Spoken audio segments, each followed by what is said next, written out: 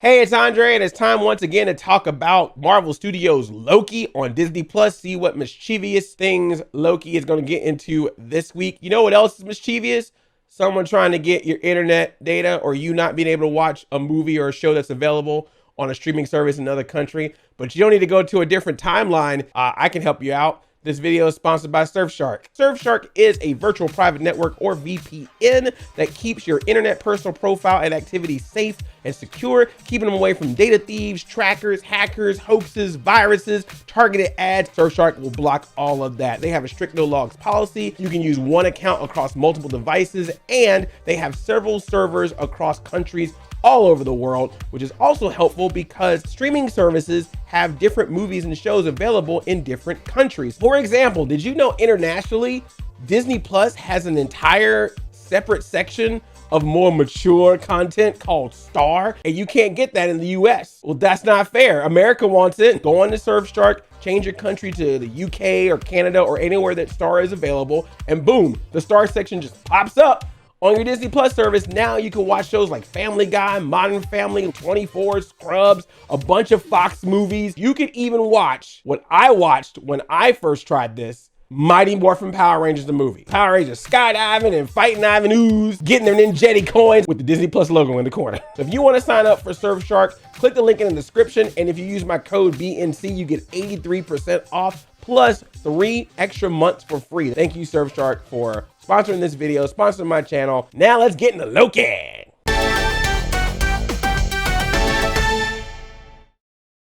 This video will obviously contain spoilers to Loki. You have been warned. Spoilers. This episode of Loki had me jamming at the beginning when that beat came in. Boom, boom, boom, boom. There's something in the water. I was like, oh, go ahead, Marvel. That was a great Haley Kiyoko song, Demons. I totally didn't look that up because I'm totally hip and knew exactly what that song was, and I'm cool. I didn't have to look that up on like TikTok or Twitter or anything to know exactly what that song was because I'm totally cool. Whatever. Hey, whatever. I know she was in the Scooby-Doo prequel movie, so shut up. But hey, Haley got a song in Marvel. All she has to do now is be in Star Wars. She completes a trifecta, Disney, Marvel, Star Wars. Yes, she was part of Disney. In case you forgot, she was in a little Disney movie called Lemonade Mouth. That's right.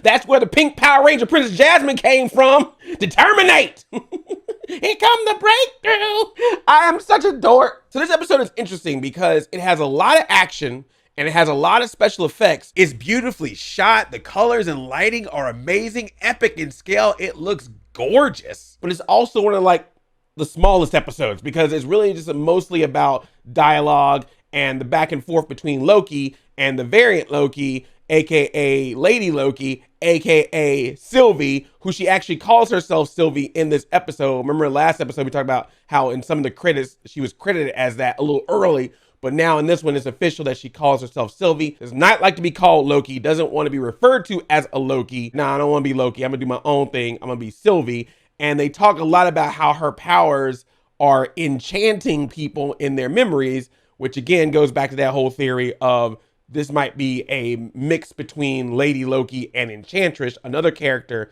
in the Marvel thing that the comics people know that apparently has that name. Look, if I know it, I know it. If I don't, I don't. And we see her powers full force at the beginning of this episode because she's talking to that captured soldier and they're hanging out, getting drinks, getting margaritas, hanging out in a bar. Like, girlfriend, how long we been friends? We've been friends for a long time, girl. Girl, you know I like you, girl. I like you too, girl. Hey, by the way, how many guards are guarding the timekeepers? Wait, what? Hey, switch to another party. Woo, girlfriend, how long we knowing each other? Oh, for years, that's great. How many guards are guarding the timekeepers? Eventually, Sylvie gets the information she needs, goes to TVA, starts kicking butt all over the place. Loki follows, starts following her. Oh, but before Loki got in that fight, he looked at that locker that had his daggers in it and was like, yeah, I'm gonna get them weapons back. Let's get that. And I love this, their whole back and forth of like, all right, I can either team up with you or I can be against you, but either way, we still fighting. I love that they're fighting while trying to make this decision if they're gonna work together or not. But eventually Renslayer was like, I don't like none of y'all Lokis. Both Lokis almost get caught by the TVA, but Sylvie has one of those Timpass, the thing that opens up the portal that takes you to another part of time. So Loki grabs it, opens it up, drops him away, and they end up on this moon called Lamentis 1 in the year 2077. Remember from the last episode, the way that Sylvie's been able to hide out is she always hides out during apocalypses because you don't disrupt the timeline during an apocalypse. So this is one of the apocalypses they went to. Lamentis Lamentis won a moon in 2077 that is about to collide with a planet, and everyone on that moon is going to be destroyed. Good times. Sylvie is obviously mad at Loki because she's like, this plan I have had for years. For years, you messed it up. I was trying to get the timekeepers. Loki's like, I'm trying to get the timekeepers. She's like, but the reason you try to get the timekeepers ain't the reason why I'm trying to get the timekeepers. Can we just also remember that you created a multiverse and we just not gonna talk about that right now? I saw Lines do this last episode. We just gonna forget about that? We wait until episode 4 for that? All right, they still haven't fully explained what Sylvie's plan is or why she's trying to disrupt things, but the feeling I'm getting so far is that we've been told to keep a sacred timeline. Maybe that is not the case. Maybe the variations, maybe the multiverse is what is needed and not just the one sacred timeline. And maybe that's why she's messing it up. That's what I'm feeling right now. But whatever reason, I'm feeling like whatever the timekeepers in the TVA are saying to us right now ain't 100%. I'm getting a little suspicious of them. What's going on? Hey, what's going on? So basically they're trying to find power to power up the temp pad in order to use it to get off of this moon before it gets destroyed. Sylvie knows how to use the temp pad, but Loki has a temp pad, so they have to work together, but at the same time they keep trying to trick each other so that one person can get away and leave the other one behind. And I think it's interesting because Loki, as well as probably Sylvie, has always been able to trick people, but now you got a Loki trying to trick a Loki, and Loki knows Loki's tricks. You know, so you can't trick a Loki with a Loki. They run into this old lady, and I love that Loki even tries to trick the old lady by pretending to be her husband, but he says something nice to her. She's like, my husband ain't said something nice to me in 30 years. Get out of here. Boom. But she eventually tells him that there's this train going to an arc, and the arc is supposed to leave the moon. And of course, the arc is being filled with like rich elite people on the moon, like everyone else getting left behind, but the Deminoia, the elite, are going to be able to get off of this place before it gets destroyed. Big Snowpiercer situation here. Yes, I saw Snowpiercer. I do watch other movies besides movies with superheroes and cartoons, okay? Even though Snowpiercer did have Chris Evans in it. But either way, the Loki's arguing how to get on the evacuation train to get to the Ark. I love that Sylvie's like, I'll just use my Enchantress powers to trick the guard into thinking we should go in. And Loki's like, nah, I'm gonna dress myself up as a guard and bring you in. But they end up both using their powers to get in. Loki dresses up as a guard. Sylvie changes the mind of one of the guards so they get them in. It all works out together. They're a great team, except they don't want to be a team. Side note, I also love Loki as the guard. I don't know why, maybe it was just me, but it seemed like when he was a guard, he was very like stiff and be like, thank you. I just like that for some reason. I also like their whole argument about where to sit because Loki's like, I don't want to sit backwards in a train. And Sylvia was like, well, I don't want a door behind me. Speaking of talking, that's pretty much the chunk of this whole time on the train. It's just them having a conversation. The Lokis to get to know each other. With them both being variants, they get to know what's different about them. For example, we find out that Loki has a stronger connection to his mother than Sylvie has with her mother. But Sylvie knew that she was adopted a long time before Loki did. But there is one thing they got in common. They both bi. Yeah, Sylvia at one point was like, so, you know, you're a prince, so you got some princesses back at home or maybe another prince. And Loki's like, a little bit of both. Suspect the same as you. And she's like, there's a dialogue. Confirmed. That's canon. And then Loki started talking about his mama. Loki and his mama, man. Loki talk about his mama, just get them feels coming out. He's all like, my mama taught me magic because she believed I could do anything. And he like puts his hand out, had little fireworks coming out of his hand because he's like, my mama taught me how to do that. She always believed in me. Mama, I love you. Dear mama. They were talking about love and what love meant to them. Like, love is hate. Love is mischief. Love isn't real. Then eventually, Loki gets drunk. It's like a party up in here. He's out of his guard outfit, singing in English, singing in Asgardian, getting the whole crowd dancing and singing with him. When she sings, come home. When she sings, come home. I love that part where he gets all like, sentimental, and he's singing the song sentimentally, and Sylvie's like, what the hell's wrong with you? And he's like, I'm just singing because I feel emotions and also I'm drunk. And then we go back to the happy part where she sings, come home, and everyone starts to dance. He even pulls a Thor, finishes up a drink, and slams the glass on the ground. Another! Love that. And then he goes up to Sylvie. He's all like, love is a dagger, and it pierces you and feels so far away or up close, and you try to grab it, but it's not real. He did it better. Tom Hiddleston's a freaking genius. Why are you expecting me to be able to describe how he explained love is a dagger better than him. Plus, you want to see his face do it, not mine. Come on. This is a companion piece. But of course, Loki having himself a good time. Everybody having a good time. One dude got to be a Karen, walk away, call up the guards, and all of a sudden, a few moments later, the guards show up. We need to see your papers, please. We need to see your tickets. I'm like, oh, see?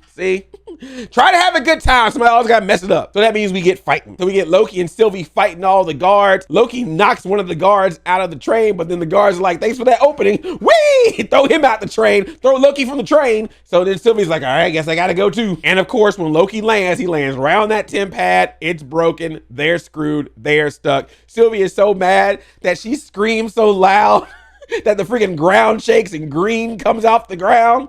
And I'm like, you know what? Going through 2020, I have been there. I am not gonna lie. I have done that scream. That Sylvie scream, I have done that in this place at some point, probably multiple points in my life. Just when you're just done with everything. Just, ah! So when Sylvie's like, yeah, no one survives this apocalypse because everyone gets destroyed. And he's like, well, but that arc that's supposed to leave. She's like, oh, it never leaves. He's like, well, we weren't on that. So what if we get on there and we take it and we leave? And she's like, that's stupid, but I'm gonna go with it. So let's go. So they're gonna try to take over the ark so they can get off the moon so they can survive. While they're heading there, Loki's all like, hey, tell me about these enchanting powers. How do they work? This is like the second or third time that Loki has asked Sylvie how her enchanting powers work.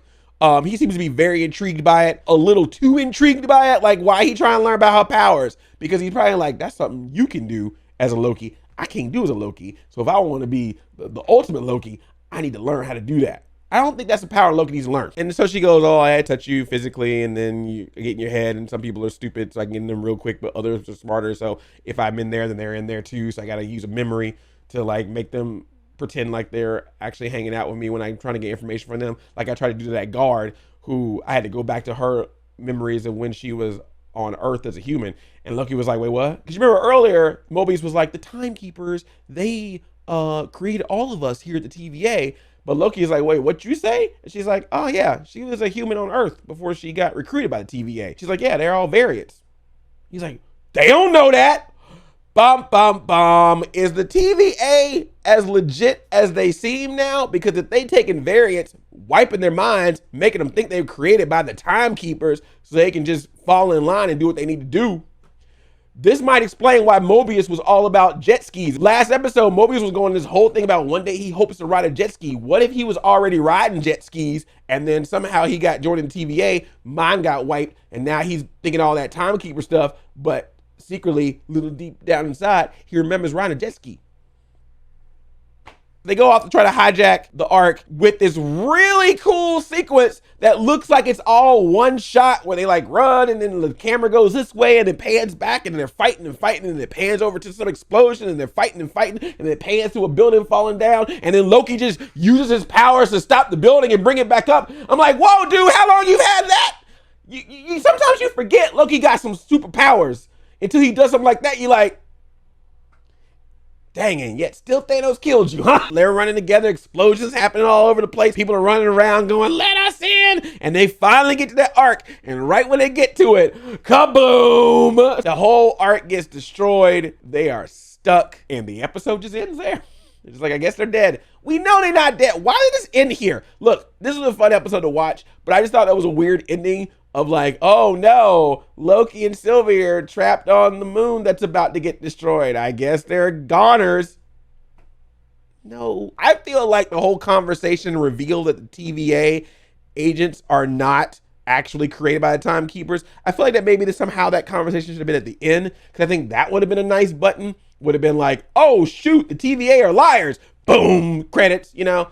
I don't know how you would have been able to do that, but I'm just saying that felt like the bigger thing than the, oh no, they're doomed, because we know they're not. But it is still interesting to see where this show is going. I can tell you the beats of things that happen, but what really makes this show are the conversations, and I don't feel like I'm going to ever do a good job in replicating the conversations the way that the show does it. So by all means, if you're watching this, I appreciate it, but definitely check out the show just for those conversations alone. They do it way better than I explain it.